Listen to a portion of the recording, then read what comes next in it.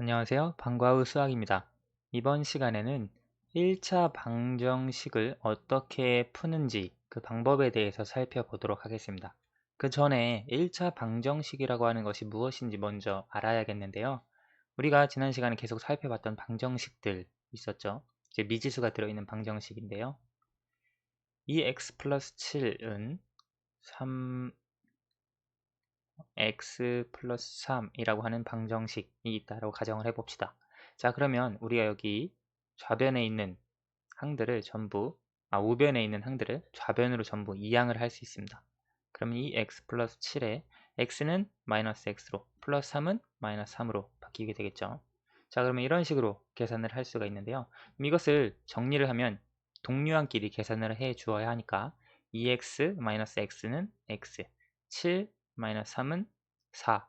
그럼 x 플러스 4는 0이 되겠죠. 자, 그러면 우리가 처음에 주어져 있던 2x 플러스 7은 x 플러스 3이라고 하는 방정식을 정리를 하고 보니까 x 플러스 4는 0이라고 하는 식이 나왔습니다.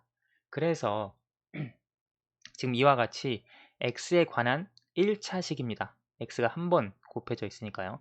x에 관한 1차식은 0. x에 관한 x에 관한 혹은 x에 대한 1차식은 0이라고 하는 형태로 표현이 된 식을 우리가 x에 대한 1차 방정식이다 라고 이야기를 합니다. 우리가 전에 배웠던 1차식에서 지난 시간에 배웠던 방정식 두 가지가 합쳐진 개념이 이제 1차 방정식이라고 하는 내용입니다. 자, 그러면 예를 들어 6x 플러스 10. 자, 이것은 등식이 아니죠. 등호가 없기 때문에. 그래서 이것은 6x 플러스 10 자체로는 등식도 아니고 방정식도 아니고 아무것도 아니고 6x 플러스 10은 0. 이와 같은 식이 있다면 이것은 방정식이면서 1차 방정식이라고도 할 수 있습니다. x에 대한 1차 방정식으로 이해를 할 수가 있고요. x제곱 플러스 x 플러스 3은 0. 이와 같은 것은 방정식은 방정식 같아요. 근데 여기 보시면 x가 두 번 곱해져 있는 최고차항이 있기 때문에 이것은 x에 대한 2차 방정식이라고 이야기를 할 수 있습니다. 그래서 우리가 방정식이라고 하는 것은 어떤 미지수가 있고 그 다음에 등호가 있고 그 다음에 그 차수가 몇 차인지에 따라서 1차 방정식, 2차 방정식, 3차 방정식, 고차 방정식으로 나뉘어진다는 걸 기억을 해 두시기 바랍니다. 그러면 우리가 이와 같은 1차 방정식을 어떤 식으로 풀이해 나갈 것이냐. 사실 이것은 지난 시간에 배웠던 등식의 성질을 이용하면 모두 다 쉽게 풀 수 있습니다. 지난 시간에 간단하게 설명을 하긴 했는데요. 예를 보도록 할게요. 5x 플러스 2는 3x 플러스 11 여기 2x 플러스 11이라 라고 가정을 해봅시다. 자, 그러면 이것을 풀 때는 보통 이것은 이제 1차 방정식입니다. x에 대한 1차 방정식. 왜냐면 이걸 전부 다 이항을 하고 보면 좌변은 x에 대한 1차식, 우변은 0이 될 테니까요. 근데 이와 같은 1차 방정식을 풀 때는 우리는 미지수는 미지수대로, 숫자는 숫자대로 모아놓고 계산을 합니다. 즉 어떤 한 변에는 미지수만, 어떤 한 변에는 숫자만 그렇게 모아놓고 계산을 하는데요.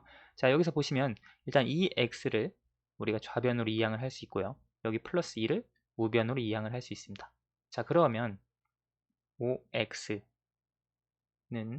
11이라고 하는 것은 그대로 있고요.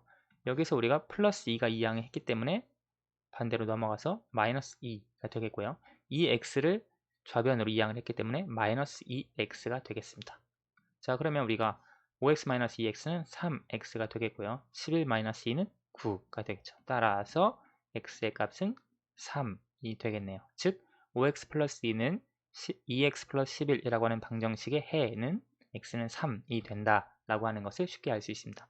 여기서 여기로 넘어올 때는 각 변, 좌변과 우변에 3분의 1을 곱해 주었다라고 가정을 하시면 됩니다. 3분의 1을 곱해 주었습니다. 이것을 약분을 해주고 9 곱하기 3분의 1은 3이기 때문에 x는 3이라고 하는 결과가 나온다고 하는 것을 알 수가 있고요. 그래서 우리가 등식의 성질을 이용하면 쉽게 구할 수 있다는 거 기억을 해 두시면 되겠습니다. 자, 그러면 몇 가지 예를 살펴보도록 할게요. 2 x 플러스 3은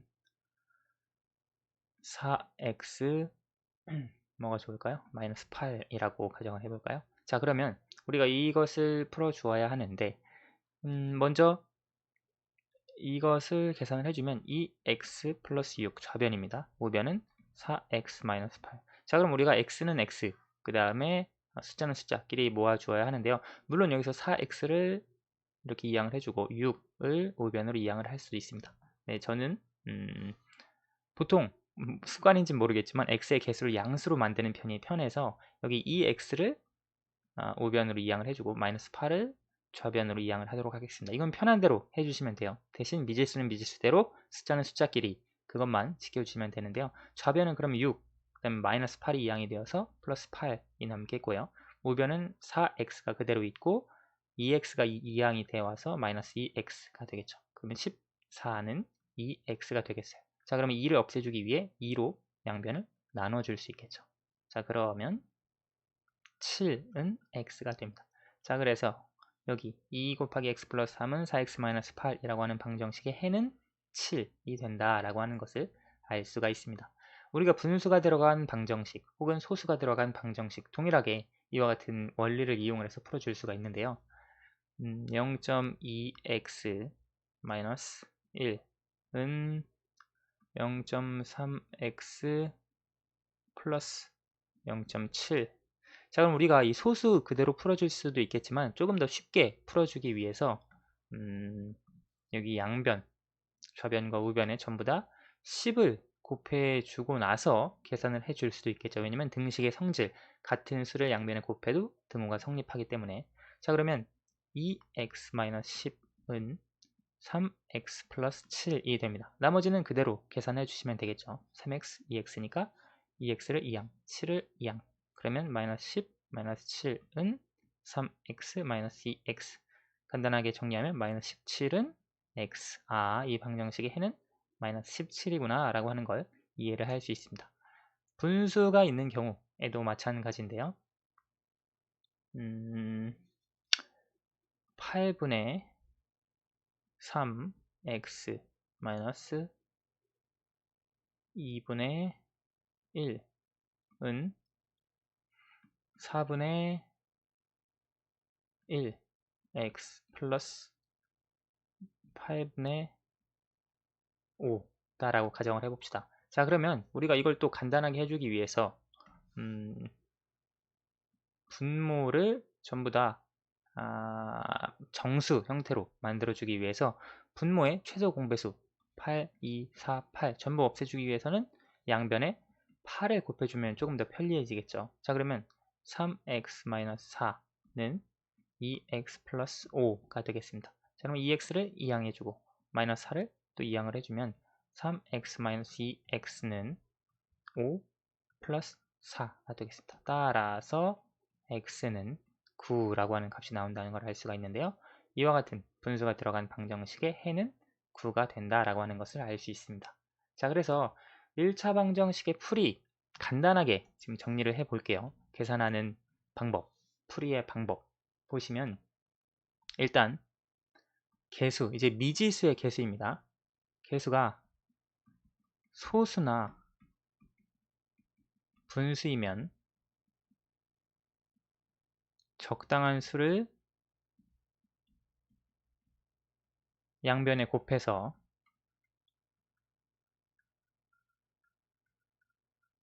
개수를 정수로 만듭니다. 자, 그래야 계산하는 것이 편리하기 때문이고요. 여기 이제 개수는 미지수의 개수를 이야기를 하는 겁니다. 두 번째, 괄호를 풀어서 정리합니다. 세 번째, x, 이제 미지수인데요.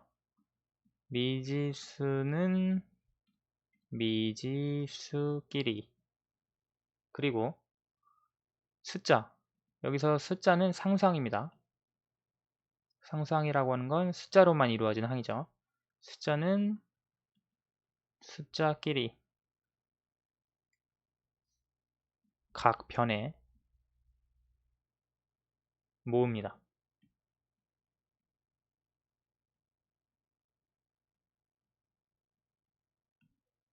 그 다음에 마지막 네 번째, 양편을 미지수의 개수로 나누어. 개수로 나눈다는 말은 개수의 역수를 곱해준다는 말과 같습니다. 해를 구하시면 됩니다.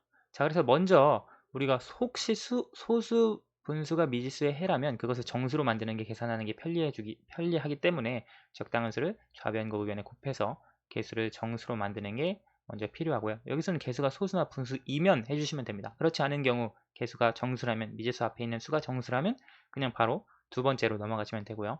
괄호가 혹시 있다면 풀어서 정리를 하고, 괄호가 없다면 또 3번으로 넘어가시면 됩니다.